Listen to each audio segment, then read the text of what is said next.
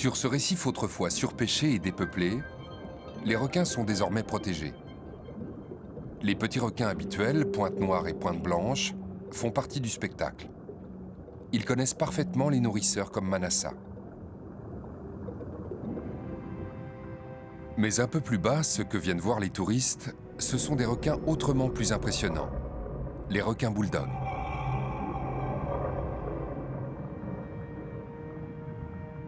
Le nourrisseur se poste à côté de la réserve à appât. Les têtes de thon vont être livrées aux gueules des squales, une à une, et à la main.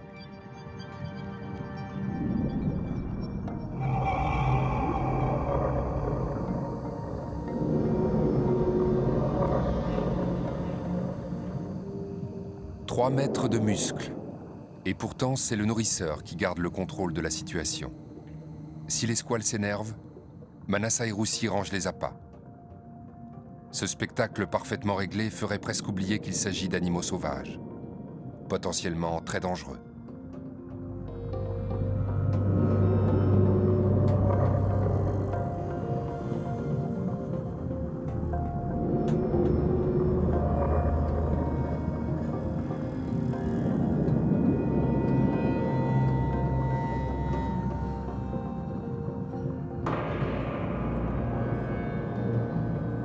Et puis, exceptionnellement, un requin-tigre s'invite au festin. Une femelle de 5 mètres appelée Scarface, à cause de ses cicatrices sur le museau. Curieuse, mais pas agressive.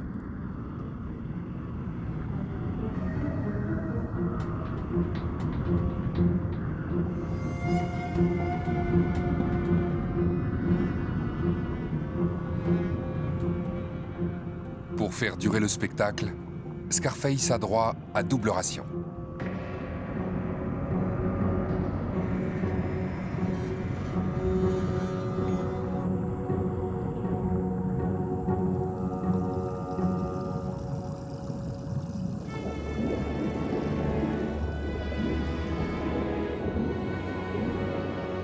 Le show est terminé. La murène essaie de grappiller les dernières miettes, puis le récif retrouve sa tranquillité protégée.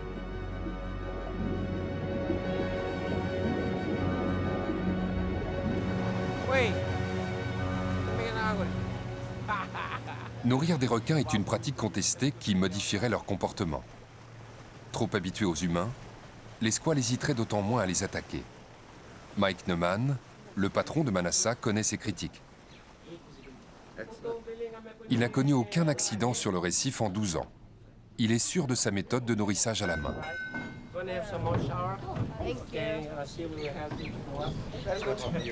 Il y en avait beaucoup? Oui. Et la visibilité était fantastique. Ah bon? Très bien. Rossi, combien de requins? 20. La véritable originalité, c'est d'avoir vu plus loin que la protection d'une espèce. C'est tout un écosystème que Mike a réussi à préserver et à faire revivre. Quand on a repris le récif, on a compté les espèces de poissons, il y en avait 260. On a compté cette année, 6 ans après, et on a trouvé 460 espèces de poissons et une composition beaucoup plus typique pour un récif à Fidji. En effet, tous les poissons papillons de Fidji sont présents sur Shark Reef.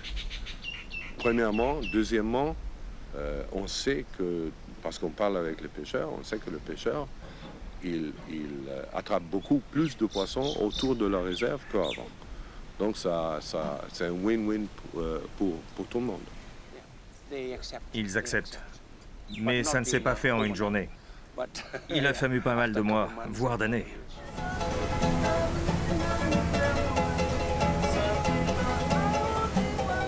Au centre du lagon, derrière le récif aux requins, l'île natale de Manassa, la fameuse île de Mbenga.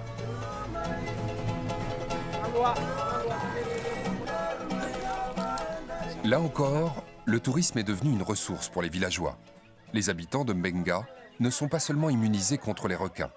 Ils ont aussi un pouvoir qui est devenu une attraction touristique prisée. Ils ont la faculté de marcher sur le feu.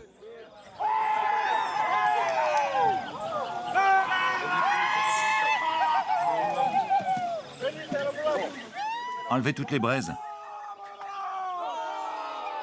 Et poussez ces pierres à l'intérieur. Sous la houlette d'un bêté, un prêtre, les jeunes initiés préparent le lit de pierres brûlantes qu'ils vont devoir parcourir pieds nus. Les Fidjiens appellent ce rituel Vila Vilerevo, littéralement sauter dans la fournaise.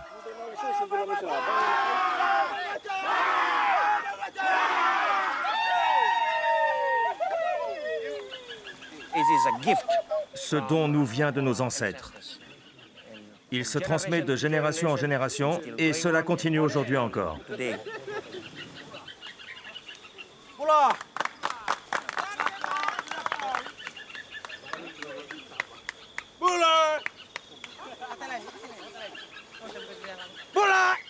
Tous les initiés respectent des obligations rituelles, sans quoi c'est la brûlure assurée. Ces hommes sont tous restés à l'écart des femmes pendant 4 nuits. C'est ça. 4 nuits sans relation sexuelle, sans dormir à côté d'une femme. Et aussi, ils se sont abstenus de tout ce qui contient de la noix de coco, que ce soit du lait de coco, la soupe ou des desserts à la noix de coco. Maintenant, ils sont purs à 100%. 100% pure.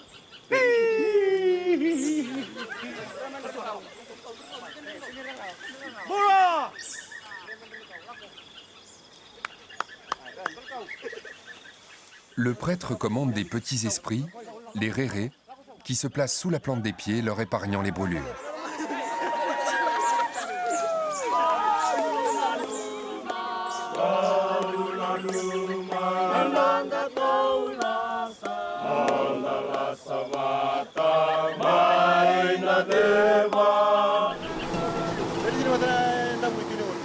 Nous sommes sur la côte nord-est de l'île principale, loin des circuits touristiques habituels. Ici, ce ne sont pas des requins que l'on vient observer. Ici, un même site de plongée revêt des couleurs différentes selon le moment de la journée. Quand le soleil se lève, quand la marée monte, tout change. Les courants nettoient l'eau et les coraux éclatent de couleurs. C'est pour ça que j'aime plonger.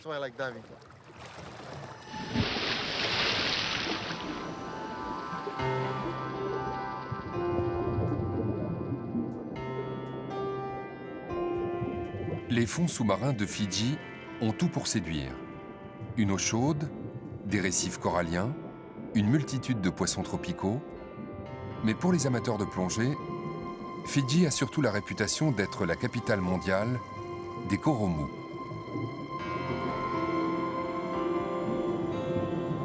Ces petits bouquets rouges qui ondulent au gré du courant ne sont pas des algues, mais des animaux, les fameux coraux mous.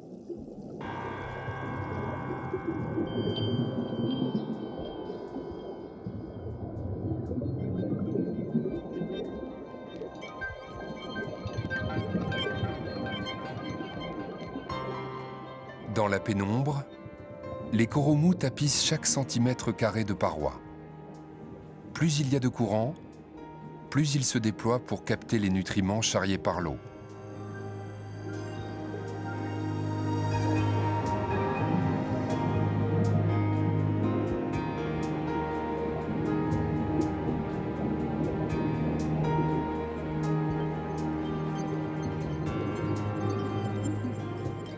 Les coraux mous cohabitent avec leurs cousines, les gorgones.